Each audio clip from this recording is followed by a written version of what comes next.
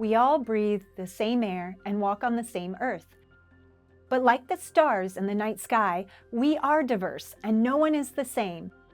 Yet stars are not isolated but belong to a bigger picture, a masterful creation, the universe. Patterns and connections emerge from individual stars, creating a series of constellations that tell our human stories. Some stories are told less than others. Bilagana nishle do kia ani bashishchin, bilagana dashiche, do sinijani dashanale, ako degotsna nishle. Hello, my name is Farina King. I am of white American settler descent through my mother and born for the Towering House and Black-Streaked Woods people clan of the Dene. I am a Navajo Nation citizen. I am the daughter of a Dene boarding school survivor, and I am the descendant of multiple Native American boarding school survivors or alumni, depending on however they identify themselves. Have you ever considered who you are or where you come from? Do you notice differences in the way you do things from other people? Scientists say all humans are 99.9% the same based on our DNA. The truth is, we have more in common than we have differences. There are differences, how we look, where we live, and the stories we tell. There are also similarities, such as the human need to love, belong, and find purpose and meaning in life. Let's consider these things together as we look at the murals, photography, and artwork from the Intermountain Indian School, commonly called Intermountain.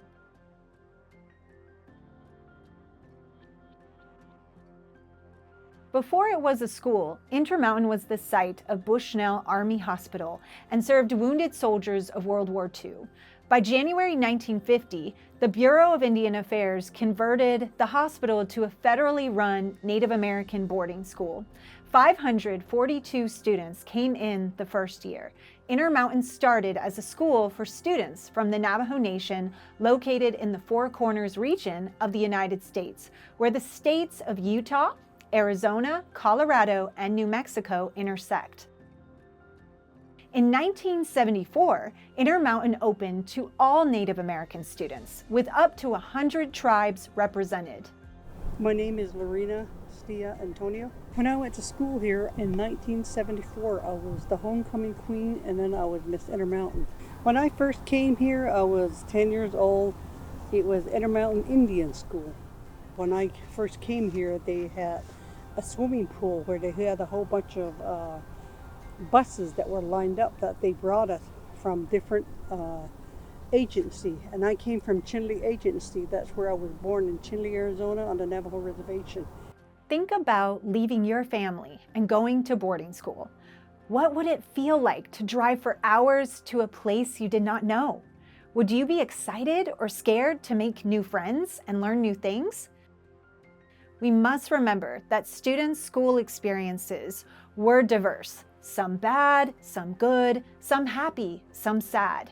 It is impossible to cover the breadth of stories and experiences of boarding schools, or even the multitude of experiences at Intermountain Indian School. We encourage you to learn more about Intermountain and listen to the stories. The most I liked about Intermountain is when I first came here, I was lonesome. I didn't know what to do.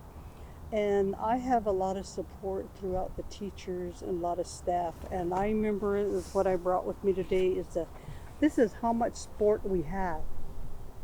We had a lot of activities during the day and throughout the evening. One of the teachers used to help me clean her bathroom, the classroom after school, and she would pay me 25 cents.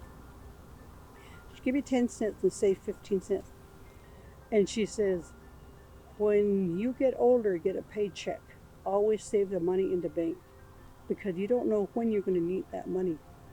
Instead of spending all your money, that's what I was trying to teach you when I took that other part of the 25 cents away from you to teach you. And that was a really good lesson for me to learn. But I'm so grateful at, 15, 16 years old, Intermountain had taught me how to do a lot of things in life that helped me to be responsible for myself and how to take care of myself. People were here to help us. Intermountain hired Alan Hauser, the famous Chiricahua Apache artist, who was the artist in residence and art teacher at the school from 1951 to 1962. Hauser painted murals in high-traffic areas such as the gym, cafeteria, library, and dormitories. These paintings by Hauser were incredibly empowering for the students. They showed them, possibly for the first time in their entire lives, that their culture was important enough to be placed on a public wall. We had a lot of artwork at the school. We did pottery.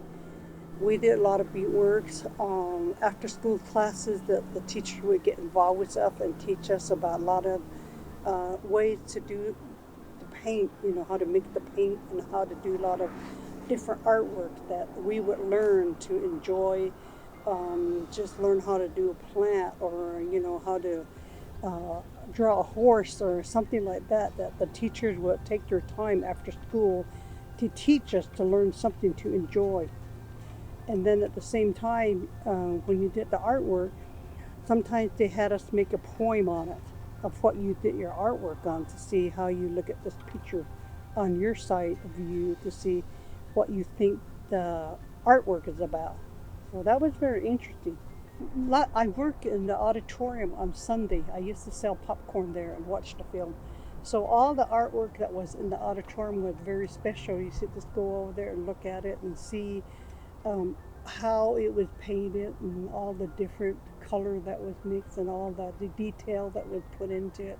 A lot of it had to do with like Navajo riding horses, the desert. It reminds you a lot of the home site back where I came from. That's the way traditional is, like we were taught how to ride the horses and herd sheep. And we didn't have any vehicle when I left there in 1967. Most people were still on their wagon. And a lot of people just did that kind of artwork that was there before me that makes you where you're not so lonesome being away from home. It brought a lot of memories that it's still here with us, that what they painted on there, you could just look at it and say, that reminds me of some rock or some mesa or something back home that where I came from. Home transcends cultures, touching the very core of what it means to be human. Home is our place of belonging and love. My name is Peggy Ann Barker. I worked in the girls' dorm, then I worked in solo parent dorm for a couple of years, and honor solo parent, which was very fun because we had little kids. And but then a couple of the art teachers quit or changed jobs. Then I started teaching art. I joke that I learned art from the kids, because at first I was trying to teach Renaissance art history kinds of stuff, and these kids were not so interested. I believe that Intermountain may have been different from other boarding schools because so much of the faculty, the staff, were natives. And to have someone so famous as Alan Hauser actually teach here, I think those kinds of things helped to make this a special place. Encouraged by their teachers, the students went to the walls of their dormitories, a private space, and painted home. During an era of assimilation, an art teacher's gift of paint and permission was no small thing. Hello, my name is George Keams. I graduated from Intermountain in 1970. In my senior year, my art teacher, Mrs. Sylvia LaCourse, encouraged me to stay in artwork, to major in artwork, because I was quite talented. I did some painting in building 328 at Intermountain, and I kept wondering whatever happened to them. I know they tore the building down, and where was my artwork? I wonder if anybody ever copied it off, and I wanted to see them again.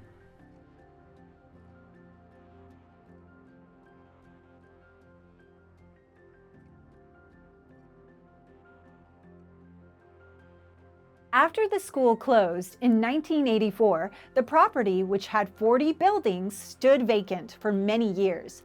Utah State University purchased the land in 2012 and tore down most of the buildings. 12 paintings, mostly done by students, were cut out of the interior walls before demolition, but placed in a storage building. The building lacked climate control, causing significant grime, scruffing, and even splitting. The Nora Eccles Harrison Museum of Art at Utah State University is professionally conserving the murals to preserve the remaining historical artwork from Intermountain for future generations. The murals demonstrate the high quality of art education students received at Intermountain. For Native Americans, art is very important. Arts are essential. It's a basic part of life. Appreciation of nature and life, and many of the kids I taught learned from their grandparents how to do things, and so we did all kinds of things like dance costumes. So for kids who were involved in powwows, then we were doing their dance stuff in class and getting things ready for them. And so it just was kind of a basic part of everyday life. The Intermountain School sponsored dancing and powwows to encourage these elements of home for the students. A program from Intermountain Powwow reads, quote, "The American Indian dances are more than the word dance can adequately describe. For dancers and observers alike, they are rites or happenings that relate to all that life encompasses and produce emotional and somehow sacred reactions.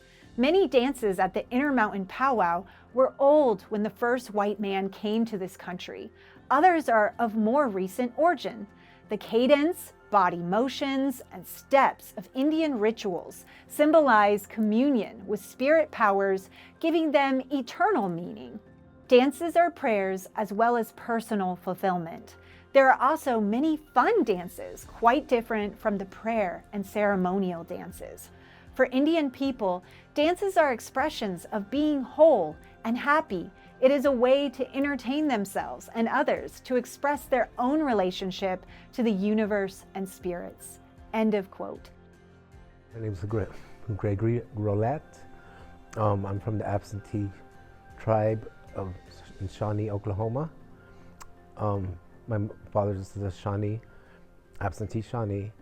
My mother's a Sioux or Lakota from North Dakota. When I came to school here in Chilocco, I was like a celebrity because I came from Los Angeles. So when we would take our Christmas break, my friends would ask me to bring back a surfboard, since they've never seen one before. I guess it comes from the heart, so whatever's in their heart and their spirit, they portray it, on paper or a brick wall or a door, if you will. The one that I do remember was all done in pencil, so, most likely a number 2 pencil. So what it was these 3 Indians sitting at a bus stop, and they're wearing Levi jackets and stuff, had their long hair. So it was all done in pencil except for a red, white, and blue upside down United States flag on one of the shoulders of one of the Indians on his Levi jacket. It was a very happy and safe atmosphere throughout the years that I was at Intermountain.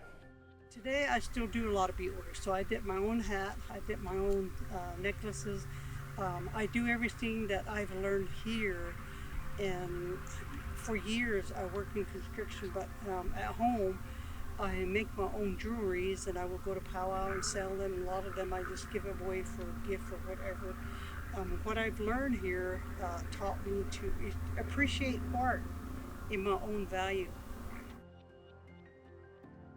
They were not just blank slates to be brainwashed, assimilated, and detribalized, to have their connections to home erased. The students revealed their critical thinking and that they were sustaining their ties to home and their homeland. The artwork that flowed from Intermountain Indian School shows a creative genius and students' resistance to shedding their identities as Native Americans. The Native Americans are alive, modern, and impactful people. The alumni of Intermountain come to a reunion every year in Brigham City. One of the reunions I came to, it was wonderful just to see everyone and hear talking, but then I heard laughter, and I said, that is what I loved here, was laughter. That no matter what was going on or what was happening, that people could laugh and celebrate together. One of the most exciting parts of the Intermountain reunion is repainting the big eye on the mountain, which was painted to represent the Intermountain Indian School. After the school closed in 1984, the eye wasn't maintained. Some suggested removing it altogether. But the alumni of Intermountain decided it was important to keep the eye on the mountain to honor the history of the students who spent so much of their life at the school. It takes considerable effort to go up the mountain and repaint it every year, but it is a tradition the alumni are committed to. When we first started, we didn't have any fund money, so Utah State would help us with some fund money to get it off the ground. And so we had dinners, we had the band, we had people coming from all over U.S. And ever since then, we've been redoing the union and then also repainting the eye every year. The students of Intermountain painted their stories on the walls, and now the story lives on. Weave your story into the constellations of humanity. As we learn to listen to each other, we can see the truth that we have more in common than we have differences. But our differences are beautiful and worth celebrating. Step into the shoes of the students at Intermountain Intertribal Indian School. If you are away from home, what images would you paint on the wall to connect you back to your home?